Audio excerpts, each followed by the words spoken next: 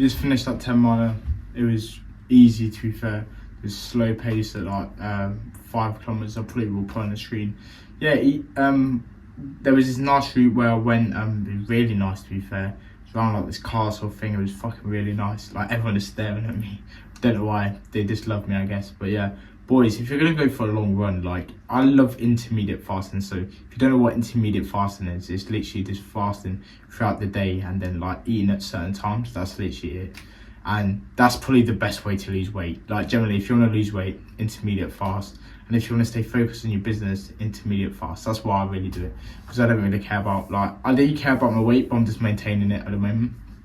But boys, before a run, I don't care that you fast or what. If you're gonna go for a long run, get some carbs, get some like natural sugars into you. I wouldn't say like just eat loads of sugars and shit, because that will just fuck up your stomach and stuff like that. But I know for me, for example, it will fuck up my stomach. So basically, what I normally have is honey and bread, just honey and bread. Or what I had this morning was I had bread, peanut butter, honey, and I had 2 sourdough bread things. And you know what? It helped me so much. Like when I was on that run, I could just feel it fueling me. Like I remember when I was on carnivore and I wouldn't eat before the run and I would just feel fucked. Even if I ate like meat or something, I would just feel fucked throughout the run. But them carbs are actually helping me and fueling me for that run. So I would say even if you're on the carnivore diet, have some carbs for this run, because I burnt like 1,335 calories. And I know eating carnivore, for example, that would be so hard to replenish. Imagine that you burnt that many calories, you fasted before that as well, and you're still on carnivore, you'd be fucked. Like you would have to eat like 5 ribeye steaks.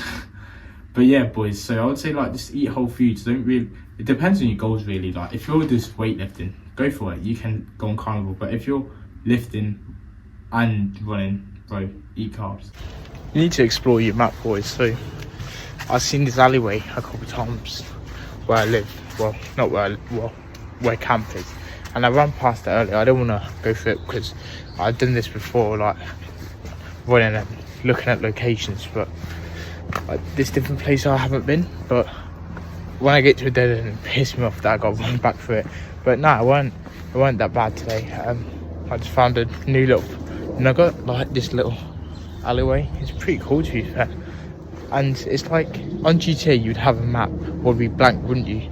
And like when you like explore the map, it would be like you could see it. So now I can see this alleyway.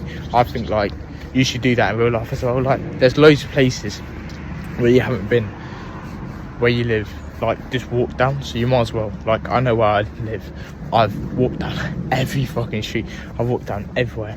But like if you live in the city, like I'm in the city right now, if you live here in the city, you have no excuse at all. Like, little fucking gateway and everything, bro. It's a bit weird. Alright, so boys, you're gonna iron with me today because I was gonna put a video on in the background, but I didn't fucking think that was a good thing to do. But yeah, so when you like actually get to the field army, every Monday you still get inspected. Like not all units do this, but our unit does. It's a bit annoying, but you get over it. Taking my sliders because my prayer mat's there and I don't want to stand it. I think is there even water in here?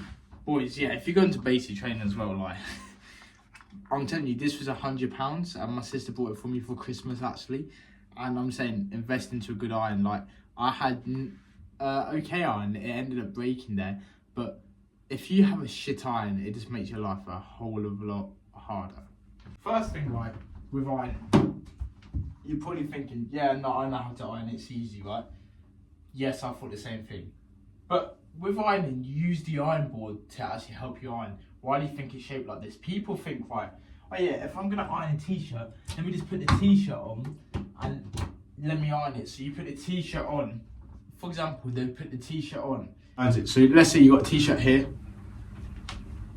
If you don't just put it on the ironing board like that, don't just do that and like there's creases in it. So first off, you would make it straight and stuff like that. You wouldn't have any creases on it.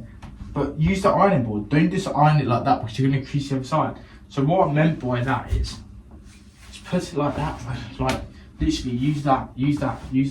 So many people don't even know how to do that. And people think ironing's a waste of time. But it's like, I'm not going to leave the house if my clothes aren't ironed. Like that's I think the army's really locked that in, like with polishing your boots and ironing your clothes with me, because it's like, I think ironing and stuff like this is very important for you. So I recommend everyone iron. But yeah, I love the smell of like the burning of the iron. But I'm gonna go iron this shirt, and I have to tell a military guy this as well.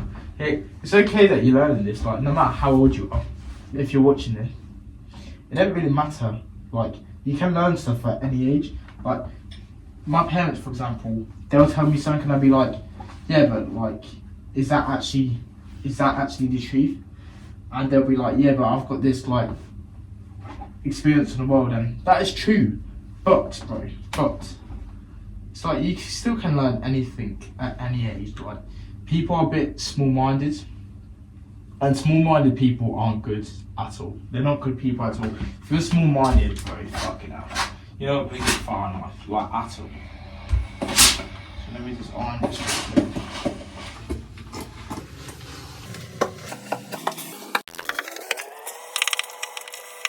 That's pressed.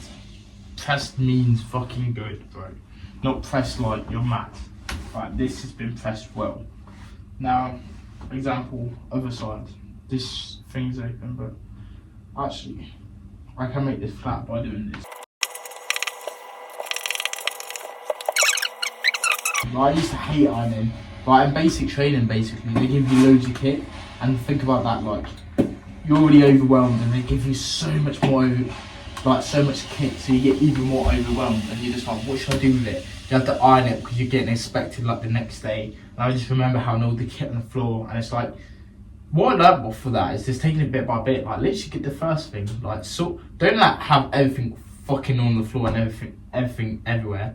Firstly, put it in a neat pile, like, set your wardrobe out how it looked like for inspection, and, like, do it bit by bit, and then be like, let me iron this t-shirt, and it's going to be hard, it's going to be a lot harder because it's new, like, new stuff to iron is always harder. What I'd recommend, what you can't really do in basic training, but if you get something new, throw it in the washing machine, because people do this because of bacteria and germs and stuff like that, but I couldn't give a fuck about that. But with this, it's like, if you don't throw it in the washing machine, it's just harder to iron, like with nice t-shirts and stuff like that. So throw it in the washing machine, bro. So iron is right. And even stuff like this, always give 100% effort to everything.